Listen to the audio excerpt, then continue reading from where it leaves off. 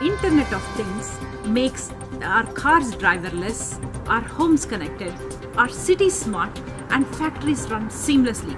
Artificial intelligence combined with IoT data is where the business value is created. Imagine yourself in the driverless world. I will teach you to pivot your career and innovate in your business using IoT, AI, and autonomous vehicles.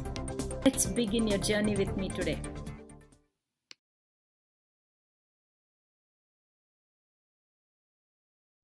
Hello, everybody. I'm Sudha Jamthe, and this is the IoT Show. I'm the CEO of IoT Disruptions, and I teach autonomous vehicle and IoT business courses at Stanford Continuing Studies. In this show, typically we bring a speaker, and they are industry practitioners who tell you how IoT and artificial intelligence and autonomous vehicles comes together in the real world in a variety of different industries. Today we have a slightly different show. I'm doing a collab here with Avrohom Gottheil, who runs the Ask the CEO podcast. Hello, Avrohom. Hi, Sudha. Thank you so much for inviting me on your show. I'm really honored to be here. Thank you. Patrick has a business up in Toronto, a rubbish removal business. The problem that he's looking to solve is that his business, rubbish removal, if you think about it, you think about some guys with a dump truck, big metal bins, and lots of garbage going into it. Now, the challenge with that is that these bins get full and they need to get picked up. Now, if you've got 20 bins scattered all over the city, when do the bins need to be picked up? When do they need to be replaced? What frequency?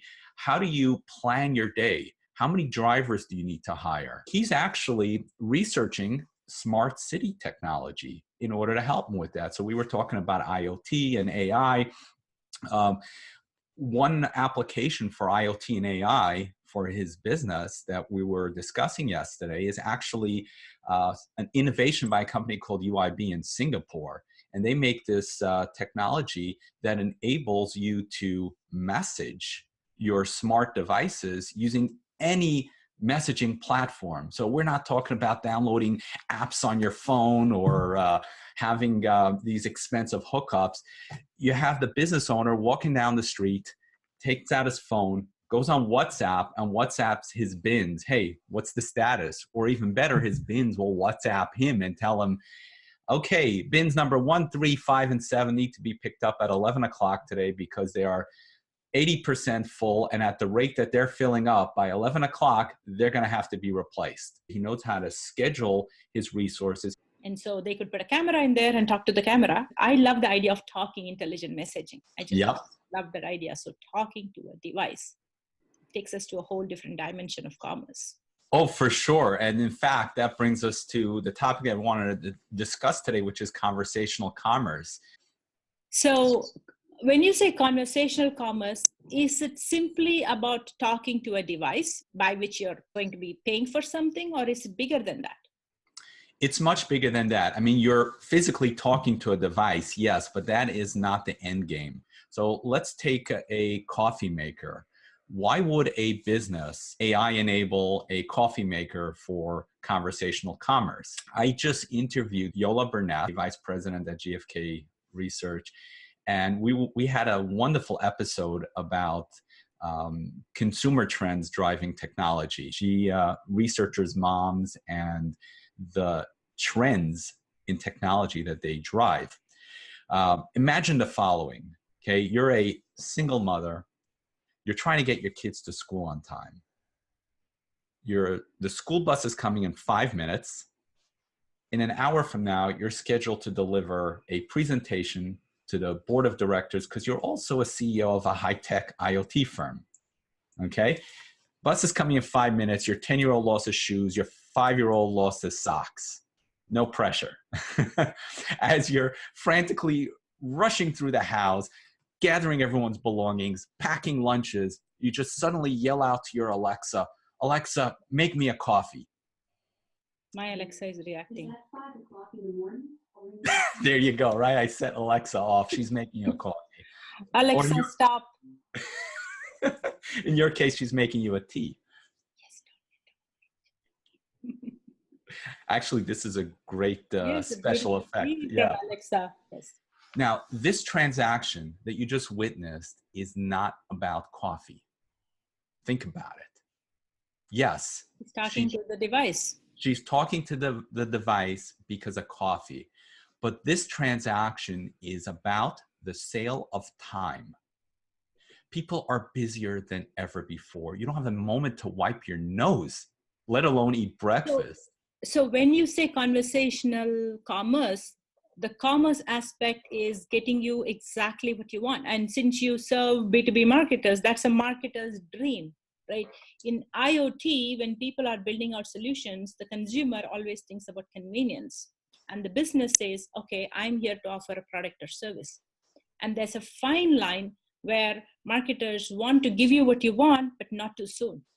If I see this promotion, so I'm a big fan of Medtronics, has a connected pacemaker, and I've written about them in my book.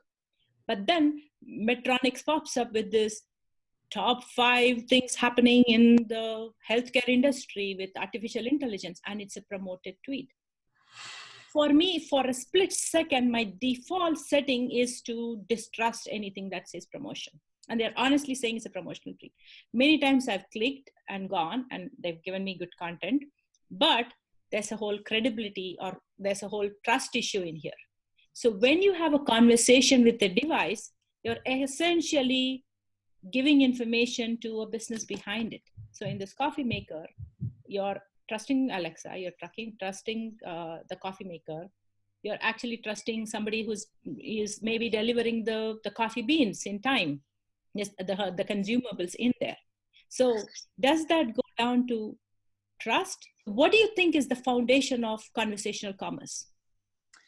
The foundation of conversational commerce is really delivering something, delivering a product or a service to a person in the context that serves them at the moment. Okay, so context and time and service. So I think we should approach each one of them and talk about it. You said that what we are buying is not a product or service. We are buying time. Tell me a little bit about it. How does that fit in the conversational commerce context? Yeah. Now, let me just clarify. The time part is not the conversational commerce part, but the time part is what allows us to deliver this service. We have to understand why. Why is this mom asking Alexa for coffee? Now, how do you go from the mom needing coffee to a company delivering service? Why should a company deliver the service? Why should a marketer care about that? I can actually relate to it.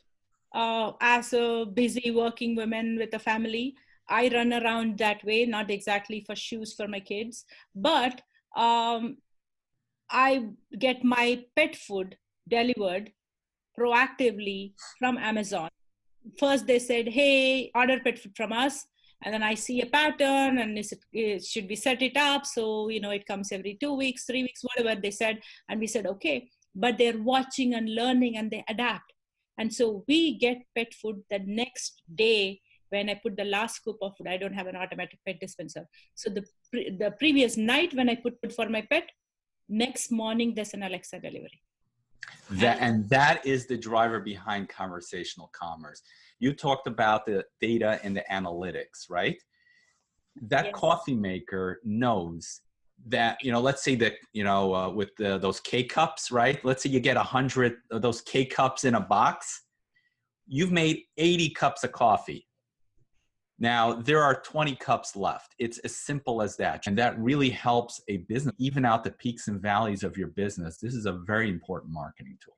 So having data about the customer, understanding their behavior is where AI comes in. Finally, conversational commerce is about AI because it looks at data of our behavior pattern and makes prediction that I need this next batch of coffee. I need this next batch of the K-cups. And it proactively then has a conversation. The conversation is after it makes a prediction and makes a recommendation. what's driving today's technology and where the future is headed is personalization and customer experience. Those are the two things that are really driving all this technology. Don't show me an ad about K-cups if I'm not interested in it. It goes back to the trust and distrust, right? So how do you know if I'm interested in K-cups?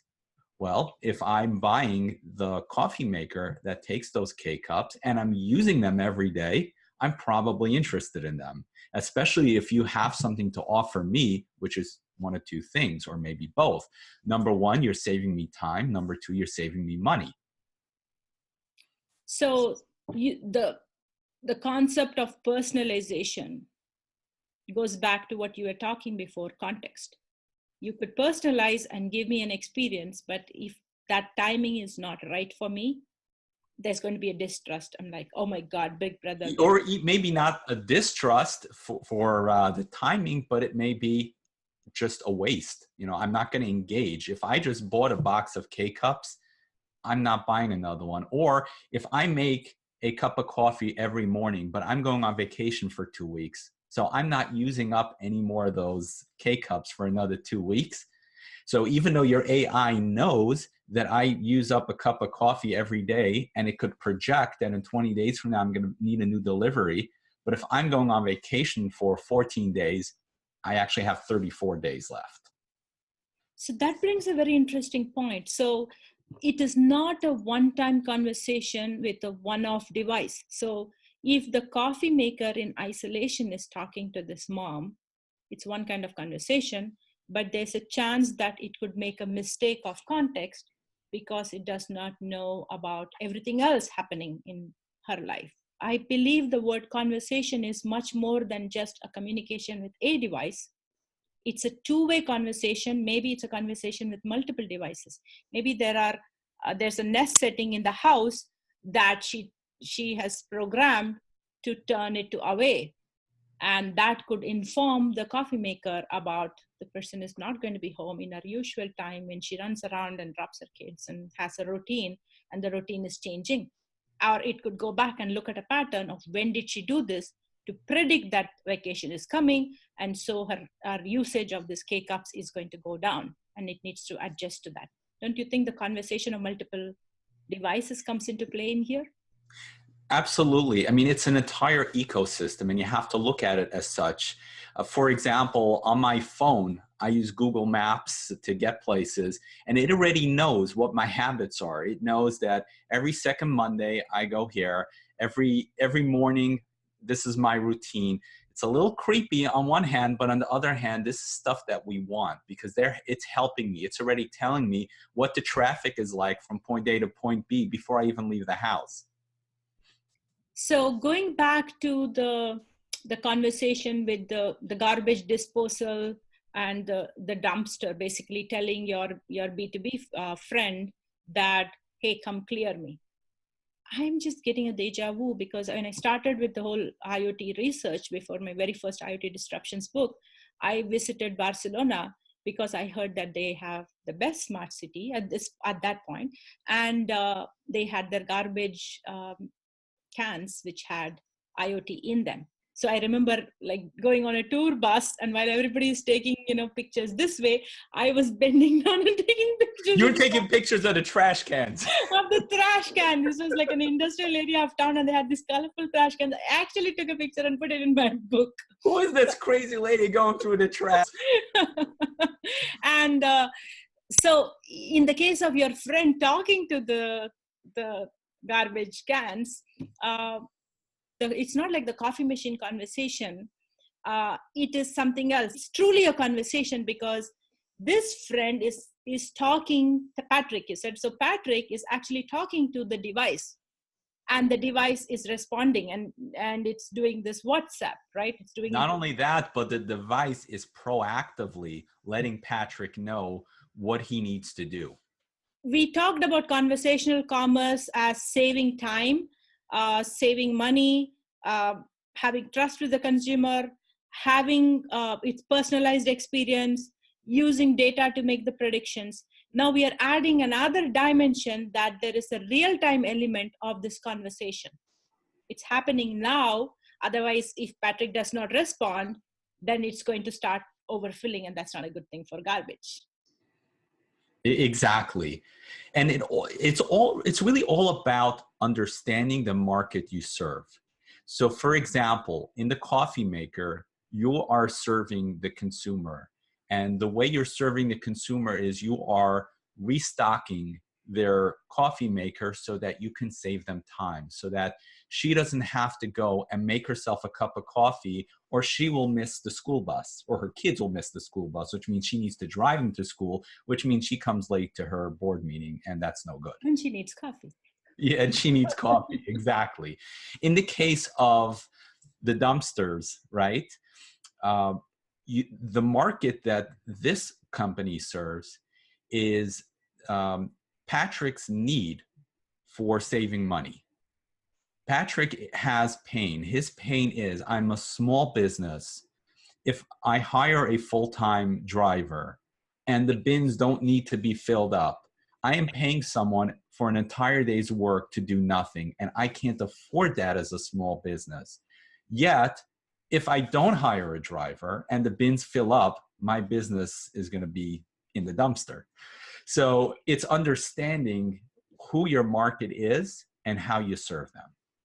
So going back to the data aspect of how much data is this device collecting to understand, make predictions, build out the AI models, isn't there a distrust that people have of, okay, it's invading on our privacy, and is there security? Absolutely. That comes with all conversation of data. How do you see that playing out as conversational commerce becomes more prevalent? So there are two things that you mentioned, right? There is that personalization and the customer experience, which we know that's an integral part of business and marketing moving forward. Number two, there's the data privacy and protection. I had the privilege of interviewing a fellow by the name of Bill Mew, who's a global expert in a topic called digital ethics. And one of the things I learned from Bill is that the number one concern that consumers have on companies that they're doing business with is whether or not they're protecting my data. Their data breaches are happening every day.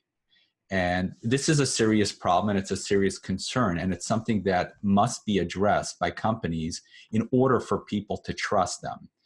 So if you think about it, a business that wants to be relevant in 2019, we're not even going to 2030, 2019, they need to address the data privacy and consumer protection. So for me, 2030 is the driverless world where everything comes together. That's when it comes together, right? Yes.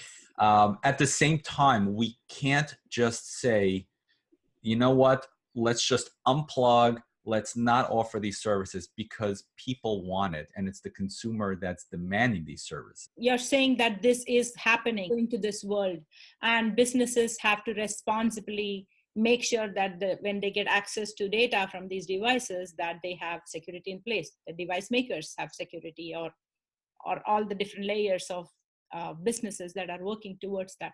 In fact, I had Shravani Bhattacharya, who's the author of Practical Industrial IoT Security, come to my show and talk about how to set this up, how to set up security along different layers of the entire IoT stack. So you're saying it's the business's responsibility, it's a given, it's going to happen when we get to this conversational commerce world. People will not do business if the company does not protect their privacy. We're still at a stage where we need government legislation. So GDPR, for example, in Europe, and there are other such similar legislation.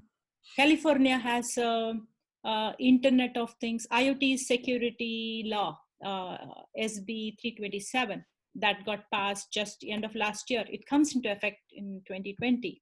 But that basically puts the onus on the device maker. So this coffee maker or this garbage can, whoever makes the IoT connected device is responsible to make sure that they make it secure. So, hopefully that would be taken care of. And then at the same time, the consumers will filter out who remains in business and who doesn't. Because if a company does not take their data seriously, it's not going to happen. They are not going to remain in business. That's true. Every time there's a data breach happening, we are losing trust with that brand. That's right. Now, just a very important thing, because I also just want to level set here. Data breaches happen every day. And not only that, but they're going to happen. What the experts are saying, and you could hear that on my show as well. I've interviewed many experts on cybersecurity, and what they're saying is that it's not a matter of if, it's a matter of when. You will be breached at one point in time, and it's expected, it's normal, it's unfortunate, but this is a part of business. But what really matters is what happens when there's a data breach. So if your company gets breached and all your customer data is now exposed to some hacker, how are you going to react? Are you going to hide? Are you going to deny that it happened? Or are you going to do damage control? You're going to go out there, you're going to give regular updates, every few days, every few hours, what's happening? What steps are you taking to rectify the situation? And I think that's really more important than not having a breach at all. So I do believe that this is a transition we are in, that we have these data breaches as a given, and companies just do this right and are transparent about it. But I do believe that to get to the 2030 world, we get to a place where this is relatively rare. There'll still be smart hackers, and they might still, break in, and there might be data breaches, but you can't have a self-driving car that's, yes, it's going to breach and somebody's going to take over my car and get into that car. So I do believe we'll get there to this. It's going to take a while. I think that as we innovate, the hackers are going to innovate, and it's a good thing for the industry, right? I think we are getting to the end of our hour. So I want to go back to where we started.